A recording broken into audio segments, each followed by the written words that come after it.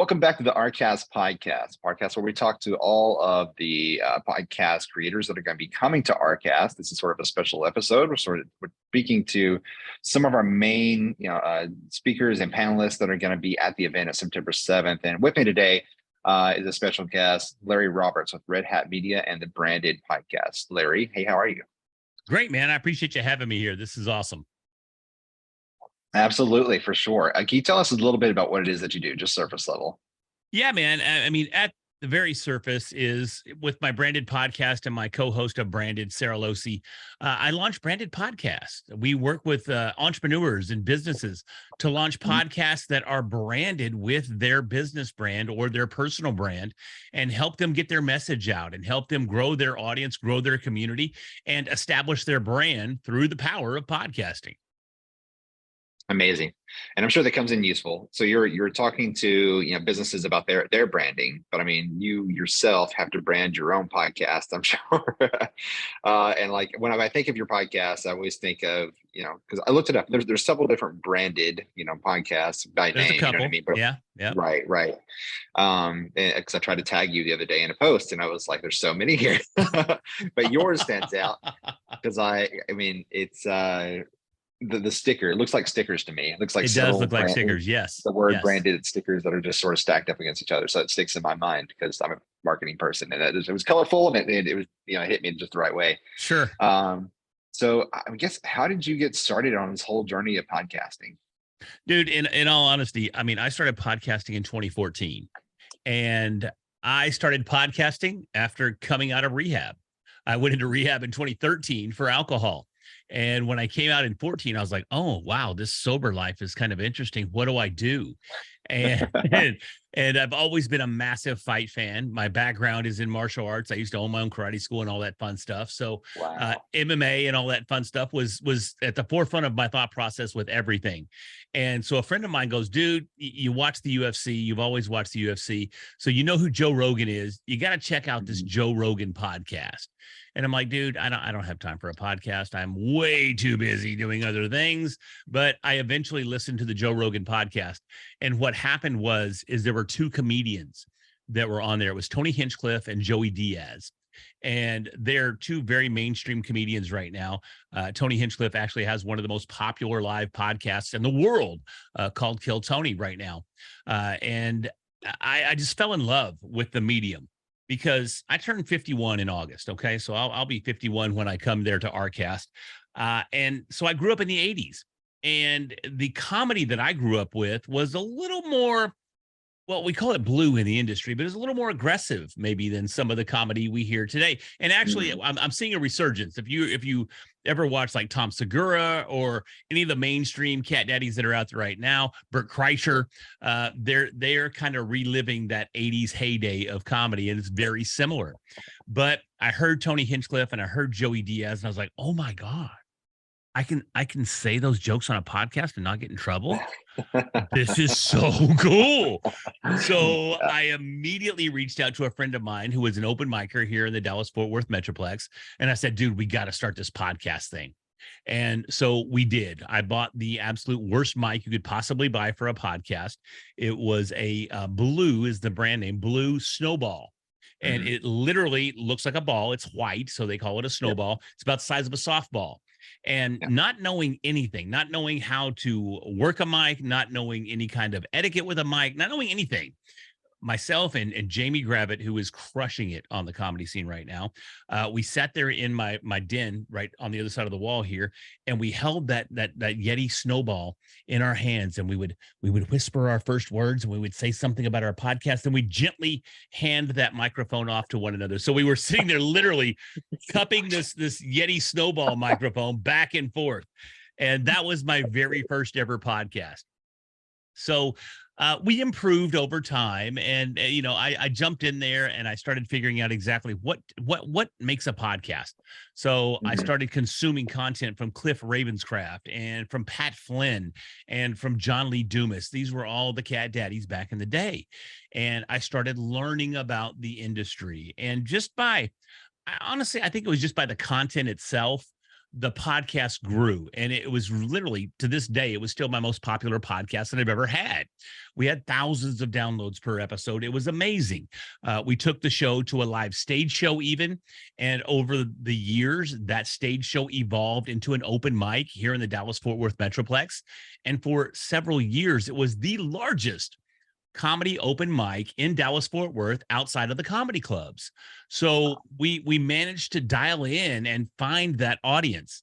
But again, I think a lot of it had to do with the content and just the timing. And podcasting was, although podcasting started back in, I just found out the other day, it was 2003. I always said it started in 2004, but apparently it was a little bit earlier than that. Yeah. But, we're 10 years into the game here. But even in 2014, podcasting was still pretty new.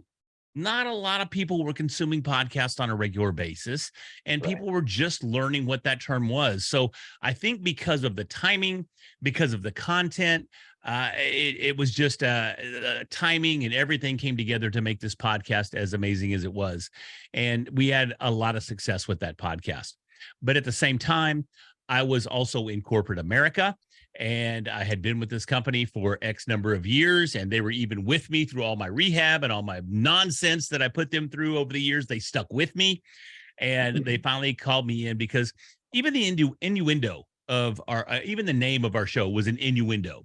So people were wearing our merch to work, and it just was not appropriate for a corporate environment.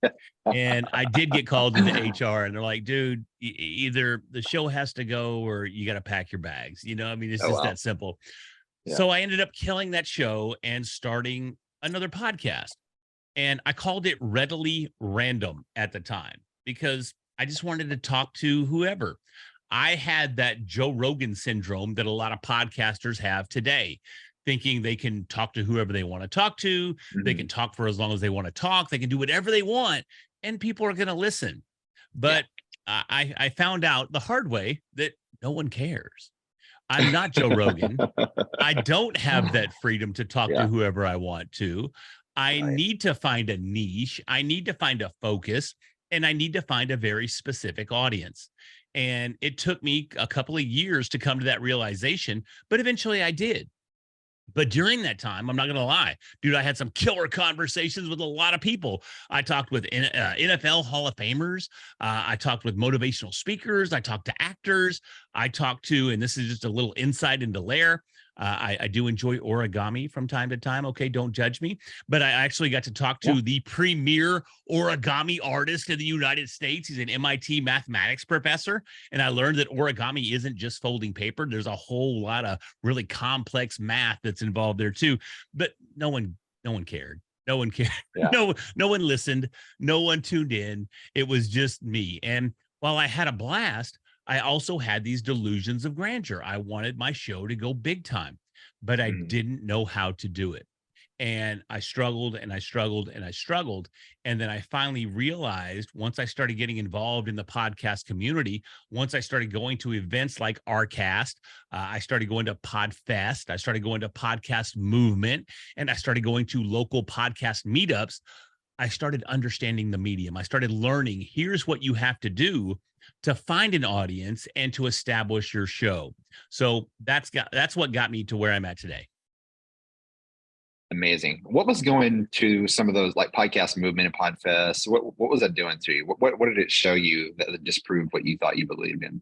I mean, at first it was overwhelming. I mean, I think back in the very first conference I went to was a podcast movement. And it's interesting because I think back, and I think PM started, for those of us in the biz, PM is podcast movement. But I started thinking back, and I think the first podcast movement, I believe, was in 2014. And since I'm in Dallas and that organization started in Dallas, I remember hearing about it. And I'm like, dude, I don't need some stupid conference. I don't need to go and hang out with these freaking podcast nerds to figure out what's up. I got it. I'm good. But once I humbled myself and once I went, I was like, oh my God. It was so eye-opening because there's so much to it that you don't know. So many times, and especially over the last few years, we saw the COVID creator really jump out because what are we going to do? We're all stuck at home. Well, let's start a podcast. And people are under the assumption that they can just start this podcast, do whatever they want to do, and it's going to grow. But that's just not the case. And that's what I started seeing when I started going to these conferences. I started realizing that podcasts, they need to have a focus. They need to have a topic. They need to have a niche. They need to have an industry. And within that industry and that niche, audiences exist. So we have to tailor fit our content to reach the audience that's best fit for that content. And that's what I started seeing. I started seeing ways to streamline my creation process. I started to see ways of identifying my audience. I started understanding, how do I craft my podcast cover art? I mean, something as simple as that, that helps you get that attention on the podcast platforms. Something as Mhm. simple as learning how to stop the scroll with some really cool cover art, that makes all the difference in the world. And I started seeing all the details and all the intricacies that go into understanding how to build and understanding how to grow a podcast. That's amazing. That's yeah. So you took the lessons that you learned there, and it sort of changed what you were doing with your own podcast. And so, did you continue on with that format, or did you start a new show, or what did you do with that? No, it's interesting. I did for a while. I kept on with Readily Random Yeah. because I'm pretty Okay. hard headed, and I'm pretty determined. This is the way it's Yeah. going to work. Right. And Right. in Right. all honesty, it did start to grow. It started to grow a little bit. And if I had stuck with Readily Random, it probably would have continued to grow, but Okay. at a much slower pace than what was working for me, because I started seeing too that all these people were making money from their podcast. All these people were leaving these careers that they had and doing podcasting full time. And I'm like, man, I love this so much. I would love to do it full time. So how do I do that?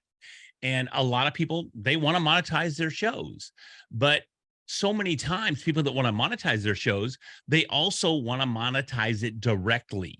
And that is an extremely difficult thing to do, Yeah. but it's much, much easier to monetize your podcast indirectly, meaning Mhm. you use your podcast to establish your professionalism or your expertise in a particular niche, in a particular industry.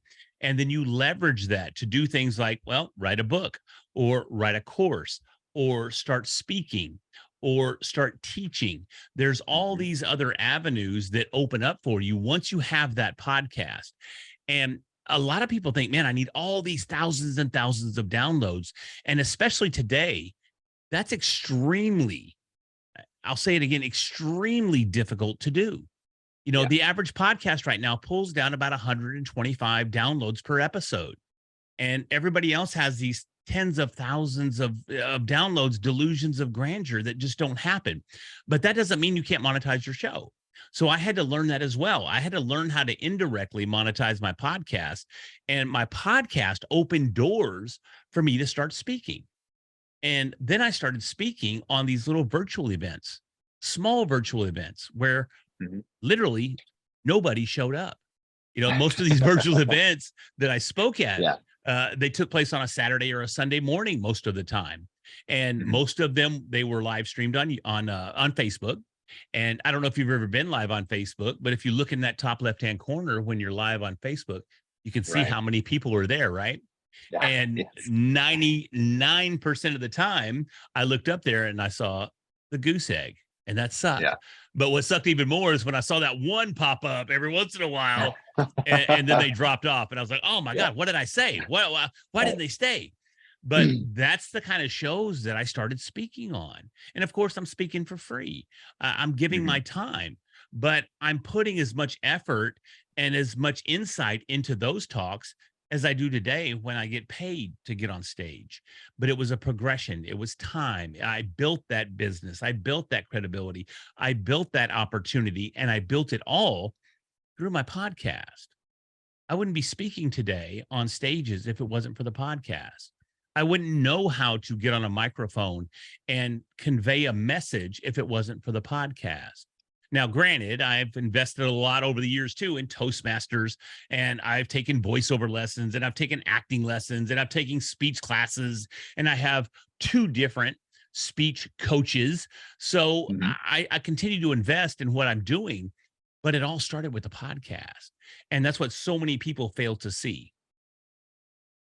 I was going to ask you about that because you have that natural radio type of voice. You know what I mean? So I didn't know if this is natural. You're like, I'm going to do a podcast. You just jumped on and automatically had the mic etiquette. You know what I mean? And no dead air in between, or if you it took time and practice. It definitely took a lot of time to practice, and it still takes time. I mean, I'm literally, as soon as Mhm. we get off this call, I have a coach that I'm meeting with. It's my coach. I'm Okay. not coaching. My Right. coach is coaching me at 2 o'clock Central Time as soon as we hang up from this call. So I still to this day invest in myself. And that's something that we have to do as well. But having that microphone, having that camera, having this forum, having even a small audience to get in front of helps me refine that message. Absolutely.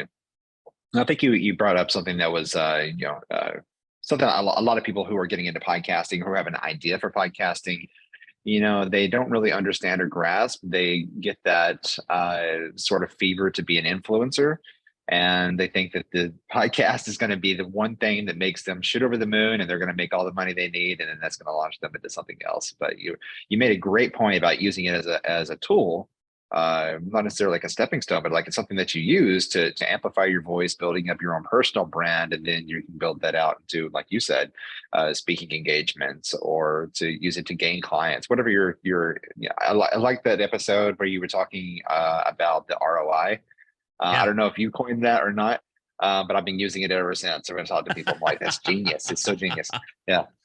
Yeah. It's not a return on your investment, right? It's a return Yeah. on your influence. And I Right. wish I could take credit. I did not coin that term. Okay. And Okay. off the top of my head, I don't remember where I got it, but it wasn't me. I'm not that sharp, but Okay. it's Nobody's claiming amazing. credit here. Yeah, Yeah. it is amazing. It is your return on influence. And that's the same thing with everything that we do as content creators. That return on influence doesn't just come from our podcast, but it comes from our social media. It comes from our blogs. It comes from our Mhm. website. It comes from our interactions on a daily basis. Because I'll tell you too, that while I'm lucky enough to be in a metroplex area, I'm in the Dallas Fort Worth area. So I have access to a bunch of massive networking associations and networks. Kind of hard to say networking network, but anyways, that's what it Sure. is. But I Yeah. get out there and I still shake hands. I still kiss babies. I still go out there and I get in the masses and I awkwardly, because it's still, even for me, still Yeah. awkward to go to these networking events where there's a room of 100 people and you don't know anybody, Right. but it still opens that door. And once they find out you have a podcast, they go, oh, really? Oh, what's that about? And they want to know. They want to know Hmm. your area of expertise. And that opens that conversation. And from that conversation, who knows what's going to come from that? Opportunities to do business with this new person you just met could come around. Opportunities to be on their podcast, because we all know pretty much everybody has a podcast, right? And if they Sure. Sure. don't, they need one, right? Right. So it opens up so many doors just to have that podcast. And, it's gotten to the point too where I see people, they go, God, I don't want a podcast because it's just a meme. Everybody's got a podcast. Yeah. Okay. Yeah. Well, memes are based on reality. Okay. And Yeah. and the fact of the matter is, in this particular instance, I don't mind being a meme. I don't mind it at Mm. all because it opens doors. And that is the biggest struggle that each and every one of us have when we're trying to build our influence or build our brand or build our business. It's opening those doors. And if this simple little podcast that gets 10 downloads an episode, who cares? It opens Mhm. doors. And I use that number because it's not uncommon, especially for new podcasters, to get 10 downloads per episode. But that's Mhm. not something that you look at and you scoff at. That's not something you Right. look at and be disappointed in or be embarrassed about. Now, I wouldn't go bragging about it, but at the same time, I would leverage it. You know what I mean? Because Yeah. you're still getting downloads. Somebody other than mom and dad are listening to your content. And that means that it has value for somebody. And even if you're standing in a room, I know this is a cheesy analogy that people use all the time, but if I'm getting, say, 25, if I get Mhm. 25 downloads for an episode, I go, God, nobody's listening to my podcast. But Mhm. if I stood in a room of 25 people and I had to Right. stand in front of them and talk, would I not be scared to death? Would I Oh yeah. not have to swallow hard and find that Yep. courage to even have that conversation with 25 people at the same time? Yeah, I'm sure you would. I mean, I speak to hundreds, if not thousands of people from the stage right now. And I promise you, every time I get on that stage, it's a fight. It is a battle. And it's crazy because, and I just coined this term. It hasn't been 2 months since I was telling one of my coaches, I go, you know what? When I speak, because over the last probably 12 to 18 months, my speaking career has really kind of blown up, and I speak to larger audiences and bigger audiences. And I find myself in front of people that really just intimidate the daylights out of me. And it reminds me, and I mentioned my martial arts background, it reminds me of when I would actually go to fight. And before I did MMA back in the 90s, and before it was super cool. And before I would get in the cage, it was so freaking scary. It was the scariest time of my life. But right now, the scariest time of my life is before I go on stage to talk to a big audience. So it's no different than going into the cage than it is going on stage. So the coach that I was talking to, he goes, dude, you got to use that. You went from cage to stage, but it feels the exact same way. It's just as scary. Because as cheesy as it sounds, back in the day, I wasn't necessarily scared of the fight. I was scared of losing. I was scared of embarrassing myself. I was scared of letting my coaches down. I was scared of my homeboys making fun of me when I come out the cage after get my backside whooped. And it's the same thing when I step on stage. I'm scared of flubbing my words. I'm scared of not getting my message across. I'm scared of forgetting, oh, what was I going to say on this slide? So it's very, very similar. So you as a podcaster, you have that opportunity to talk to 10, 25, 50, 100, 1,000, 10,000 people, and you get to do it from the comfort of your own home or from the comfort of a professional studio if you're lucky enough to record in a studio. But as independent podcasters, most of the time, we're not allowed to record in these big studios because we can't afford it. And even me right now, this is my house. I'm in my house. I'm not in a professional studio. Now, granted, I built this out as a studio, but keep in mind, we're coming up on 10 years that I've been doing this gig too. So I built up to this. So my message to the independent podcaster that's out there, don't worry about who you're talking to or how many you're talking to. Just keep talking and it'll build for you. Absolutely. Sage advice. I mean, it was great. Can we just record that and just play it at ARKAST? I mean, because for sure, I was in the zone there for a minute. Sorry, bro. You were. No, that's great. No. You poured out a lot, and I want you to save some. Hold back on some of this. You know what I mean? Sorry, we'll let you man. speak on stage. I'm just giving it all. I'm giving it all. No, it's great. It's great. I'm sure that there's plenty to learn from that. So you sort of you named or gave yourself a name as sort of an AI expert as well. On some of the news stations, and I've seen that you've been doing interviews with that and going on and talking about the tech. It's a hot topic issue right now, especially with so many different industries that are afraid of being replaced by it. I sort of think of it as you remember the Tim Burton's Willy Wonka movie back in the 2000s where the dad was replaced at the toothpaste cap company, you know what I mean? That's what he did. He made the caps and put them on the toothpaste things. And then they had the machine that came in and it automatically started doing it. And it got him out of a job. But then eventually he figured out that he could be a technician for that machine and then got his job, got a new job back, 100%. So I kind of see that as how we deal with AI. Have you been using it with your podcasting at all, whether with the marketing or okay. Yeah, no, I use it all the time. I literally use it all of the time. Right now, I'm probably subscribed to 4 or 5 different services that are AI that do various things. And AI is something that allowed me to really get on alternate stages outside of the podcast space too. And people go, dude, you're just talking about podcasting. Now you're supposed to be this AI guru kind of guy. How did that work? Well, my corporate background, and a lot of people don't know this because they only know me from the podcast space, but my corporate background, I was a business intelligence analyst.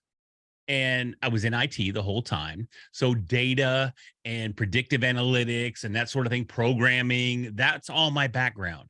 So it wasn't that I saw this opportunity when ChatGPT went live back in November to go, oh, this is cool. This is something that I've been involved with for the vast majority of my career.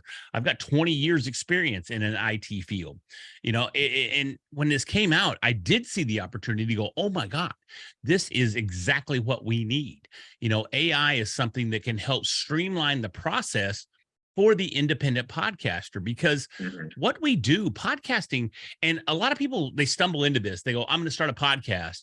And then they start the podcast and they realize, oh my God, this is a ton of work. I got to research my guests.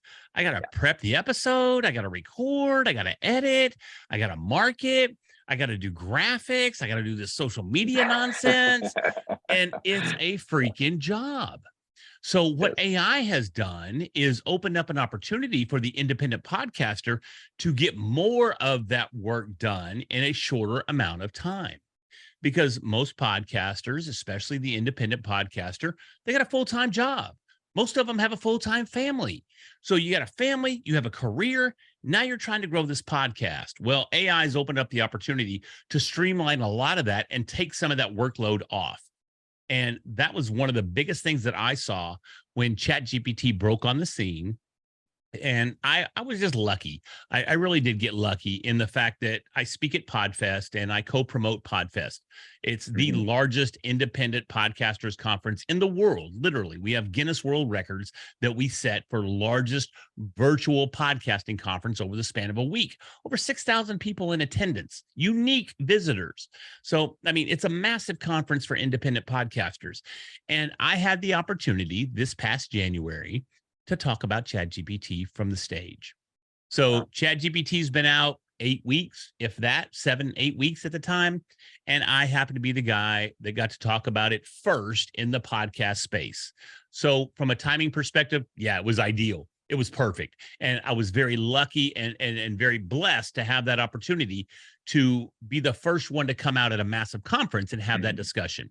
So Right. people in the audience saw that. People in the audience were kind of blown away. It was one of the, yeah, if I was going to say, it's one of the better talks that I've given. So, it was just, it just worked. It worked really well across every perspective. So timing was there, delivery was there, and just all the stars lined up for it to be great.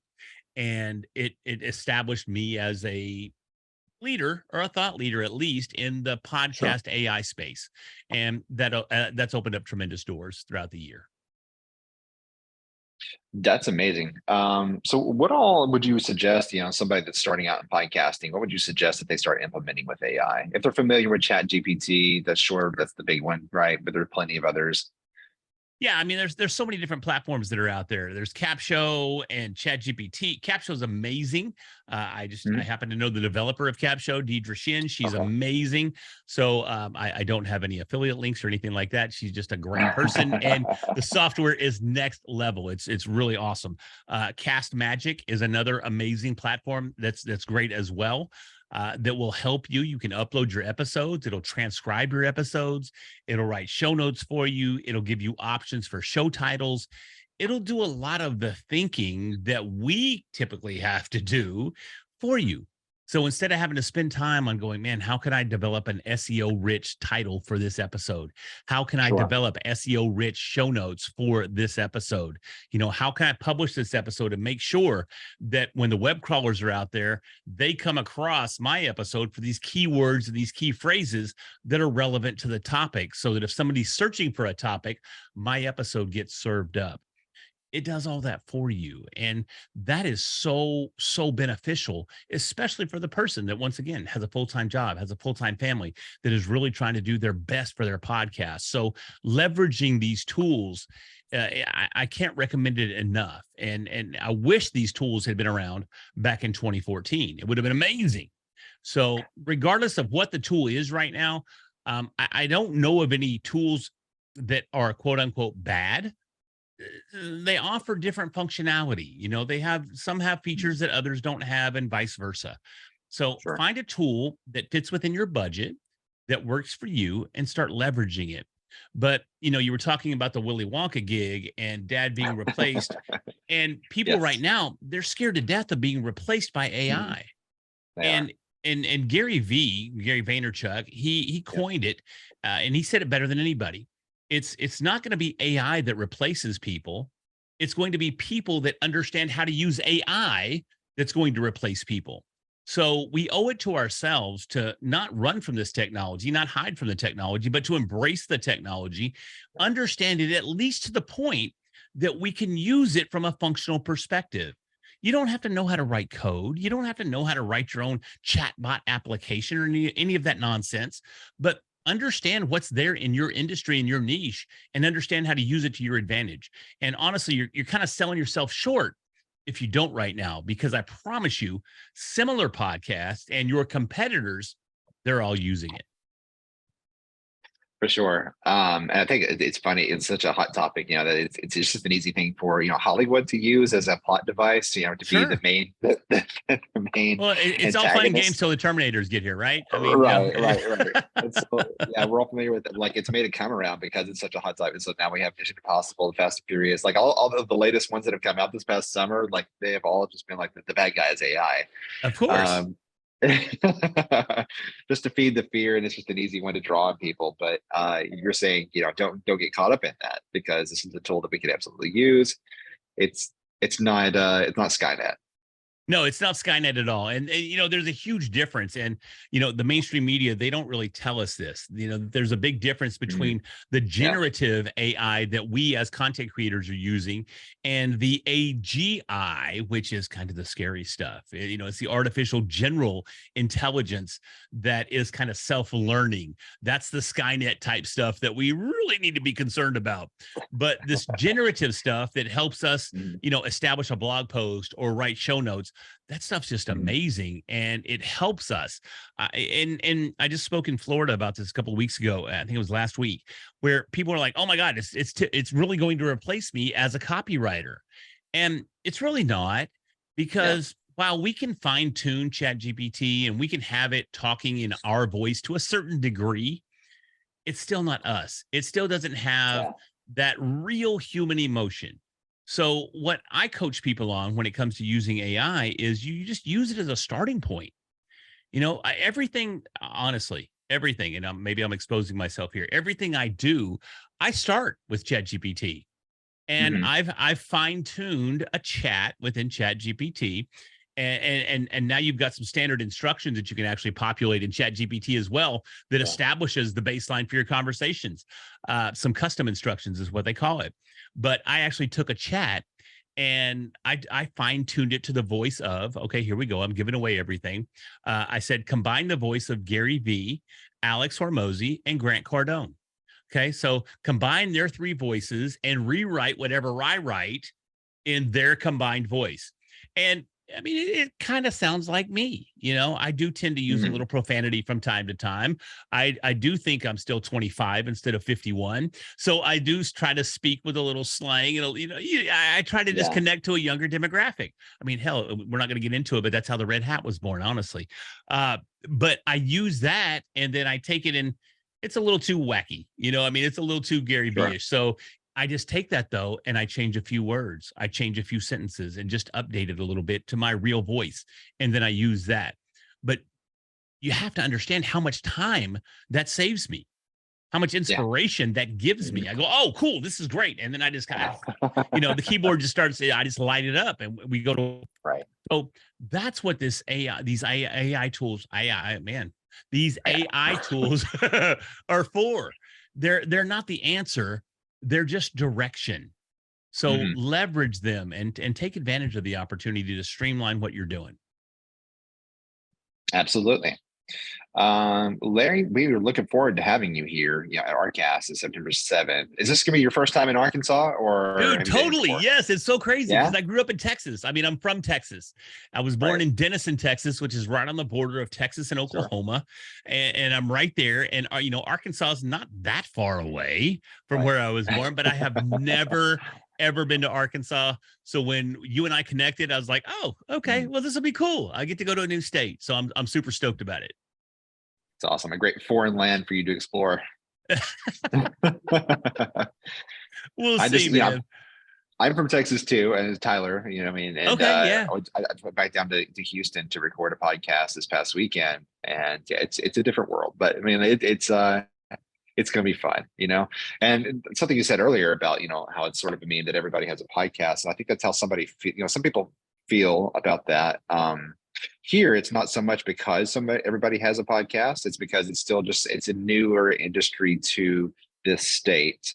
and we haven't quite grasped our relationship with it or how to use it, how to consume it. It's like when streaming started coming through, you know what I mean, versus, Yeah. your Comcast, um, we're still at that level right now to where there are quite a few people who have a podcast. I think we've collected in our database over 200 shows that are being produced in Arkansas right now. Nice. But that's just across the state, you know what I mean? And we're discovering more as we keep going, because not everybody's great about marketing it or, putting it out there. So we're collecting those all the time. But it's still it's a new media here, and there are a few people who see it as it's a craze, like a blog, you know what I mean? It's like, well, podcasting was around back then it went away, then we went to blogging, and now it's back. And it's like, no, it never really went away. And Right. I remember in 2003, whenever podcasting started, when you had to download an MP3 off of somebody's website and then load it up Yeah. on your Yep. your pod player. And yeah, it's grown exponentially, but like we're getting more comfortable with the feel, especially because of ARKAST. I think it introduces it back into the state, and so, oh, this is an industry, it builds around it. And so having expertise from professionals like yourself come in from out of state to be able to show, it's probably just it's something you deal with every day, and it's so common, but it's knowledge that we need to spread around here, and give that education piece about what can you do with podcasting, what is it used for, how do we do it, Yeah. so I'm really grateful for you to be able to come here and be able to speak for us. Dude, super excited about it. I Yeah. honestly, I can't wait. Yeah, it's gonna be a fun one. So absolutely. Larry, if somebody wants to follow you, because I'm sure that they do, where can they do that? Yeah, man, I'm on every platform out there, typically as the Larry Roberts. So if you go on any social media platform, look for the Larry Roberts, you'll find me. Or you can head over to redhatmedia.io, and that's my website, and you can reach out to me there. I've got my calendar there. If you have some questions or concerns about your podcast, please jump on my calendar. I would love to talk to you about your podcast or your AI needs. Either one, man. Just reach out. Love to connect. That's fantastic. Well, thank you, Larry, again. The ARKAST podcast is brought to you by the Arkansas Podcast Collaborative. ARKAST is the Arkansas Podcast Festival, and it is going to be happening throughout September. That's right, September 1st through the 6th, we'll be hosting free workshops across Central Arkansas, and on September 7th, we will have the main event of ARKAST 2023 at the Innovation Hub once again. On September 20th, we're taking the festival on the road to Northwest Arkansas, where we will be hosting a podcast workshop at the Fayetteville Library, and the next day will be our very first annual ARKAST NWA. Tickets, reservations, and sponsorships are available at arkansaspodcasters.org.